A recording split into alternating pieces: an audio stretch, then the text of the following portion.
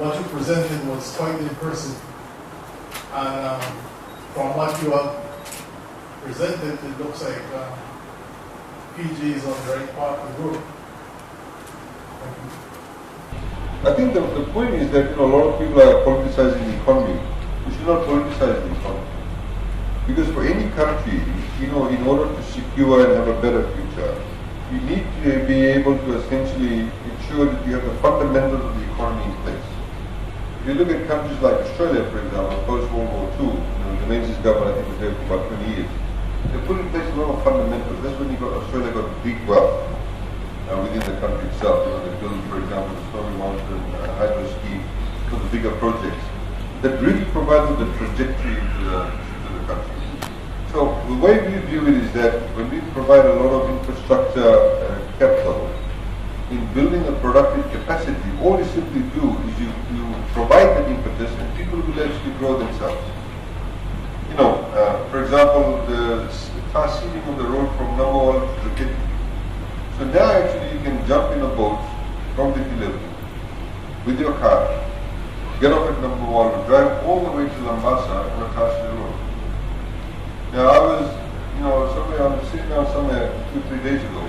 They said it used to take them about 5 hours to go from Number 1 to Lambasa. 5 hours. So when you actually do a tar sealing on the road of Buddha Bay or Sinatoka Valley Road or Sawanis area, what does it do? It means the people living there have greater access to services. The farmers living there can get their produce much quicker to the markets. More people will come into those spaces. You see, you're increasing the productive capacity. So, when people do analysis of budgets, you need to be able to look at how are we increasing the productive capacity. What's the future like? 50% of the Fijian population today is 27 years old or younger. 50%. 70% of the population is below the age of 40. So the gentleman sitting next to you and the other gentleman next to him and myself and this gentleman here, we are in the minority.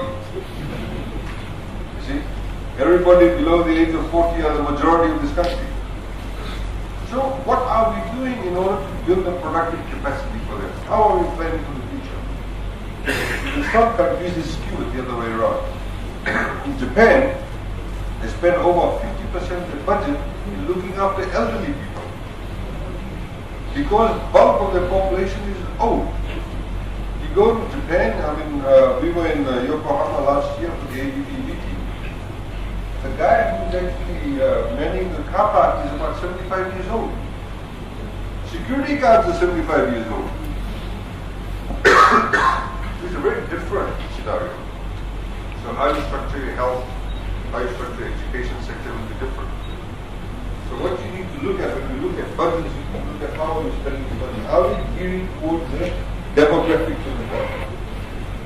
Why are we spending all this money in South?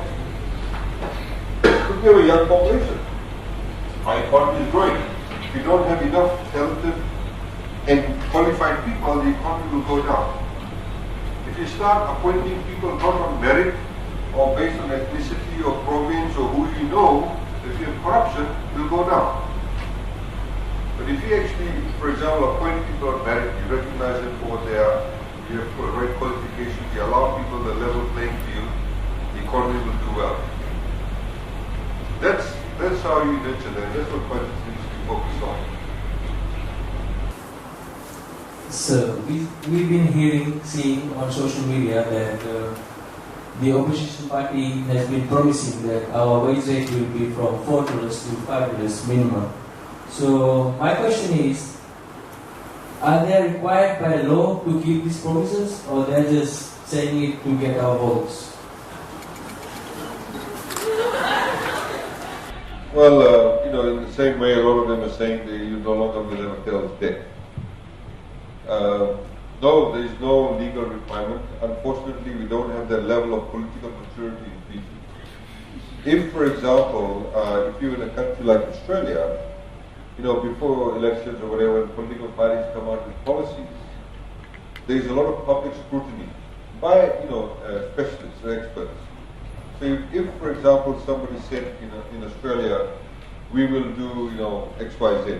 That we will, for example, make TELS free or forgive all university debts. Then you'll have actually people commenting. You'll have economists, you have accountants.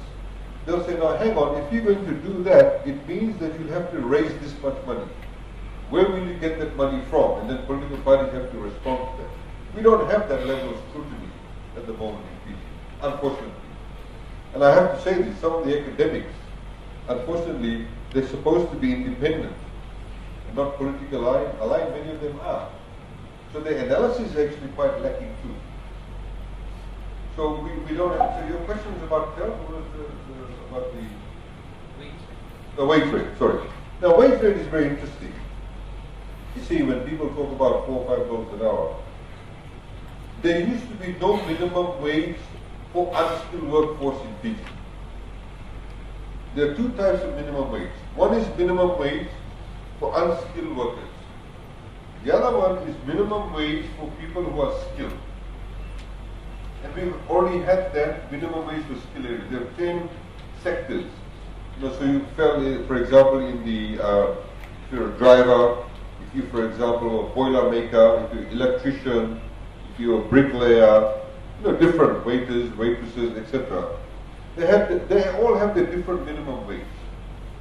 But the Bainimarama government introduced what we call minimum wage for unskilled workforce. And that was started in 2014. $2 an hour.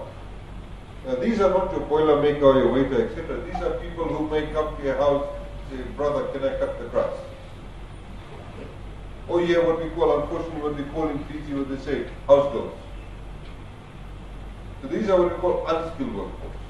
So minimum wage is for them. So it started at $2, then there's a review done, it went up to $2.32. Then it went up to $2.68. Of course, there are some political parties who have come up and said, we'll make it $4 an hour, we'll make it $5 an hour. In fact, one of them from one of the political parties who gave a talk at USP a few months back said, yes, we'll put it up to $4 an hour, but we know that it may be hard for some small businesses, so government will subsidize them. You can't subsidize them. You see, the fact of the matter is this, assuming that you are an unskilled worker and you're getting paid, say, $2.68 an hour at the moment. Tomorrow, we make it $5 an hour. What do you think the person whose minimum wage is $6 an hour, maybe say a bricklayer, is getting $6 an hour, what do you think he or she will say? You see, this unskilled person was getting $2.68, now it's almost double to $5. And here am I, skilled person, I have to spend 1 year, 2 years in university or technical college to have this trade. Why should I sit at $6? This person unskilled has got $5. I want mine double too. We have $12 an hour. Everybody will say the same thing. So there's a young man who asked me at USP, he said, no, the price of tin fish is more. We should make minimum wage $5. I said, guess what will happen? If you put everybody will be double salary, when you go next time to buy a tin fish, the price of tin fish will go up too.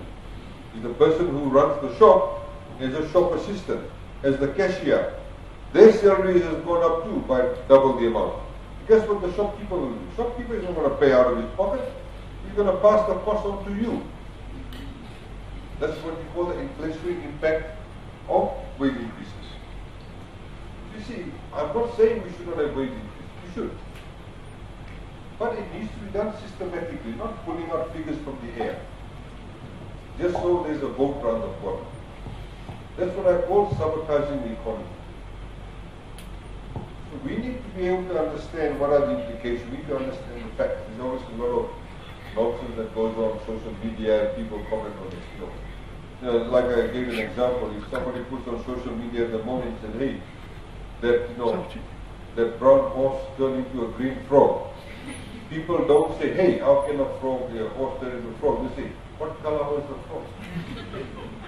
Where did it happen? Who saw it? People take whatever is said as a fact, as opposed to looking at the logic behind it. The same way somebody said the other day that the Chinese are going to start taking over Fiji. What nonsense. We don't have any mortgage over any of the ports or jetties. So you have to, as young people, need to be discerning about the facts or about the information that you do. Thank you, Attorney General, to you and your team for the budget presentation. Just a quick question. In 2016, I attended a forum which you presided over at USP's Japan ICT Center.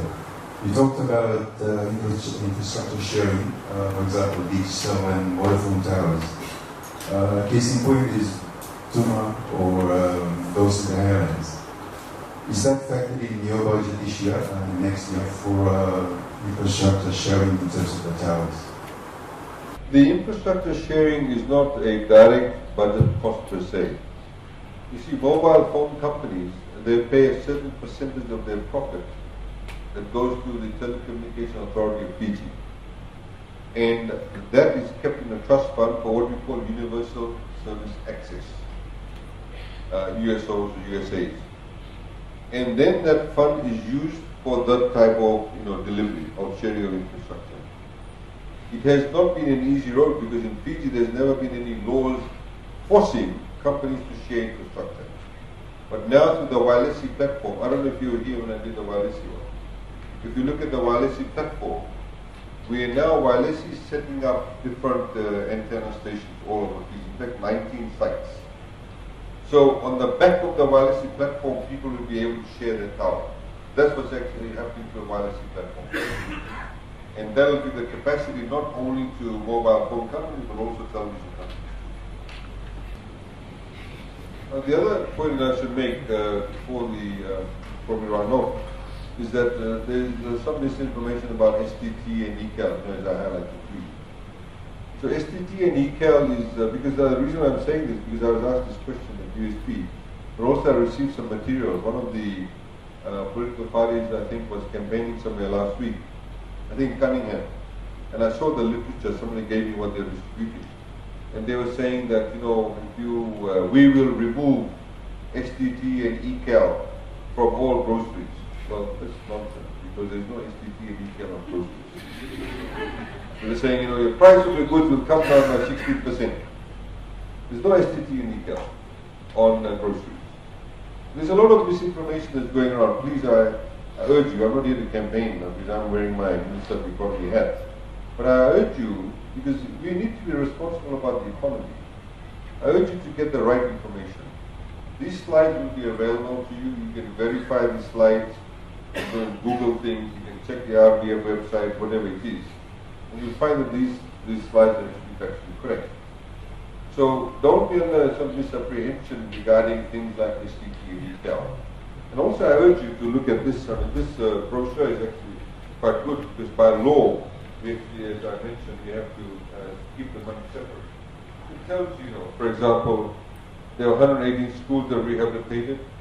There are $1 million spent on upgrade of informal settlements, 1.4 million on agricultural loans to Fijians, $2.7 million spent on cane access roads, whatever it is. The relocation of villages, gives you a basic breakdown on how is ECAL used, which infrastructure it is used for. These things are quite important. Actually, they're good material also, depending on which area of study. Where do we provide, for example, solar energy? People cannot be connected to the grid. All those sorts of information is here because by law we actually now have to publish it. So you'll find this now, for example, if you go to Nandi Airport, up on the screen, you find all this information will be made available there soon. And one of the things that we've tried to do is, of course, when we collect revenue now, we want to be able to assign different sectors that we should go to. So we ensure that we have a minimal spend in those areas. So with the NTPC levy, for example, the 1%, we said 5% of that, 50% of that will go towards paying GP. 40% of that will go towards payment of the workers' compensation. Those are the sort of things that we're trying to do to get better accountability in that respect. So like I said, the information is here. The budget estimate is actually quite an interesting read. Take it to bed, very good reading. And but it tells you exactly how much money is spent everywhere in which sectors, and you'll be able to better understand that. Of course, we have provided funding to universities, and we again trying to provide some better information regarding the breakdown of the various expenditures through the various ministries. We've asked the ministries also to now plan ahead. The ministries not to think from year to year, but think in 3 or 5 year terms. The other information, if you don't have any other questions, last one I'd like to raise, please go and you'll find the National Development Plan. We have a 20-year development plan and a 5-year development plan. If you read that, you get a sense of where we are going and what we need to do to actually get there. Because it takes into account demographic changes, etc. You know how we're saying that 50% of the population or 70% of the population is below the age of 40. Guess what? In 20 years' time, a lot of those people will become elderly. So we have to ensure that the infrastructure that we are putting in place now will take account of the fact that bulk of these people will get old. So how are we going to share this? What are we going to do with that infrastructure? So you'll see that we are doing things like building, suburban markets. In Fiji, from the colonial times, we all have this attitude. One big bus stand for one town, one big market. We all go down to Suva, buy a vegetable on Saturday, go to the bus stand, catch the bus there. The big bus stand in Nosori. So there is no big bus stand in Nasinu because there was never a big bus stand in Nasinu. But now Nasinu is the largest municipality in Fiji. That's why we're building a market in Nasinu. Because everybody used to catch the bus from Nasinu to go to Nosori, go to Suva. Now as the population gets older, when you get older, you don't want to travel all that way to go and buy vegetables. You want to be walk around and want to be able to go to Samabula, and a small market is here. Everything is close by. You may have heard through the media, we recently brought in the person who was the town planner and architect of Singapore. He's actually in his 70s. So he is here, we're working with him to be able to make our towns and cities a lot more user-friendly. I don't know how many of you, anybody from Lautoka? Yeah? Lautoka. So, if you live in Field 40 in Lautoka, there's no market in Lautoka. In Field 40. You go to the Lautoka market. Why should you have to go there? If I live in Tamagua, there should be a closed market nearby. See all these illegal people starting up places. You see? So obviously there is a demand for it. So we need to do it in a structured manner. You need to have a toilet, you don't need some stall out on the side of the road. You have a designated place. You set up the market there, there's public convenience. You build maybe a few food outlets there. People can go there and buy food, go to buy vegetables. That's the thinking that we're putting in place in creating urban and more user-friendly towns. Okay, ladies and gentlemen, if there are no more questions, thank you very much for your time, and I wish you all the best in your study. Thanks.